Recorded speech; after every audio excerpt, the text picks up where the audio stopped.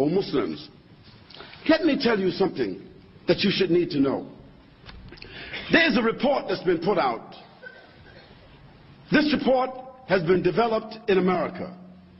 It is what most of the governments in the world today are using as a ruler and a parameter to judge Muslims, to evaluate Muslims, to diagnose Muslims. And let me read to you what they have said concerning us. They, the so-called non-Muslim experts, have politically and ideologically grouped us into the following categories. They said that the Muslims of the world are of basically 4 different kinds. They're talking about Ta'ifiyya now. They are fundamentalists, they are traditionalists, they are modernists, and they are secularists. Let me define those terminologies for you. Fundamentalist means those people who are saying we want to go back to the Quran and the Sunnah. We want to establish the Quran and the Sunnah. We want to follow the 3 generations of Islam. No, we do not want bid'ah. We don't want ghulu. We don't want excess. We want Islam, the Quran, and the Sunnah, and all our actions, and that's it. They call us, those who say that, fundamentalists.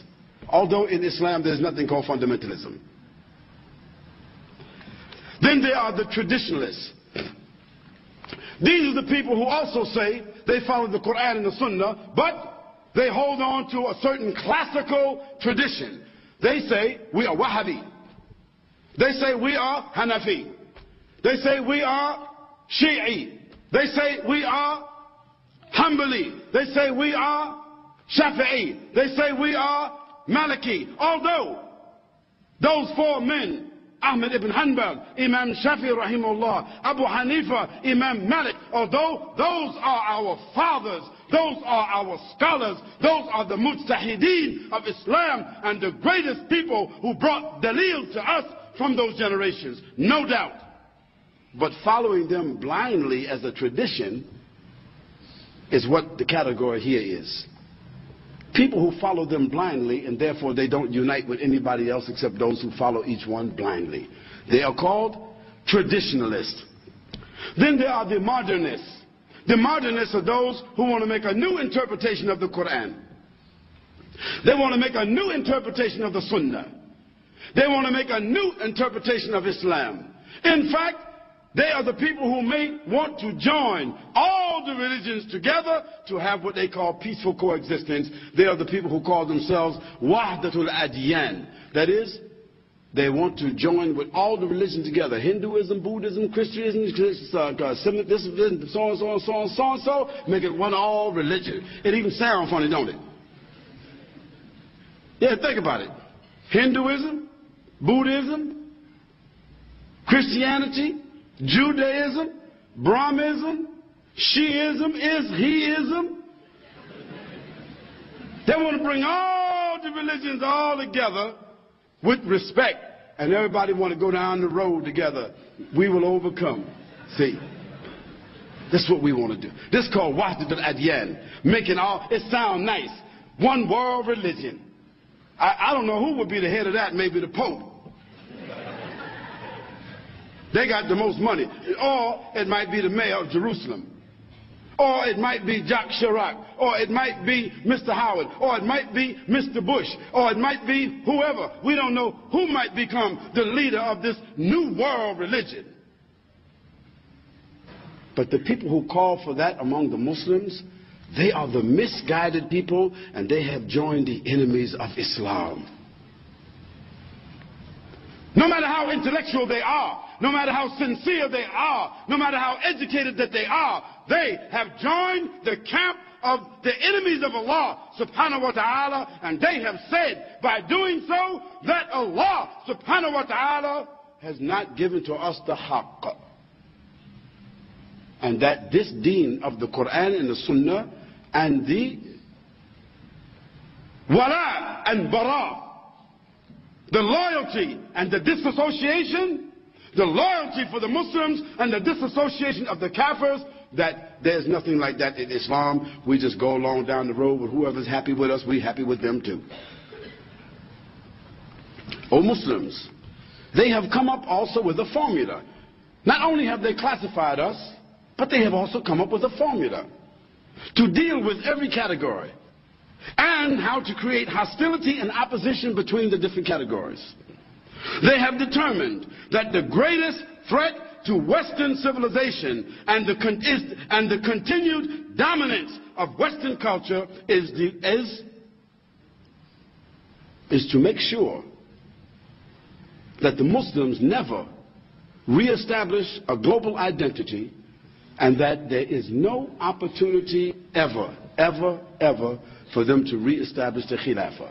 Let me repeat that point to you. They have determined that the greatest threat to Western civilization and the continued dominance of Western culture is to make sure that no nation among the Muslims develop among themselves a global identity. And secondly, they never, ever have the ability to reestablish the Khilafah. Now this is in their protocols. This is what you should understand. This is what they are preserving. This division is subtle and hidden, meaning that most Muslims wouldn't even know it.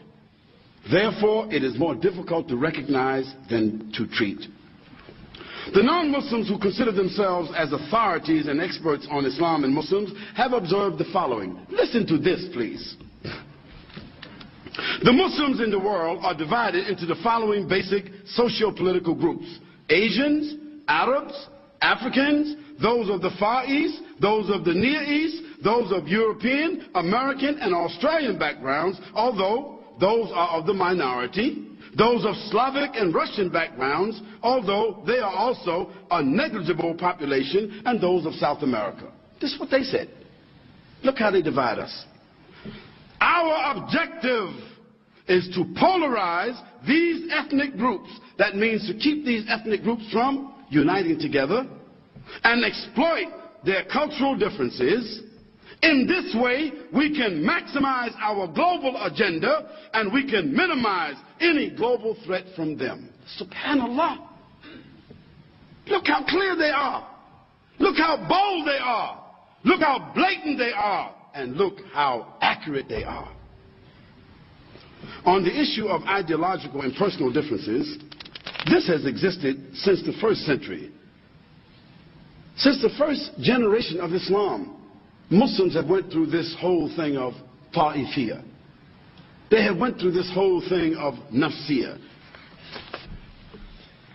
أعوذ بالله من الشيطان الرجيم بسم الله الرحمن الرحيم يا أيها الذين آمنوا إن جاءكم فاسق بنبأ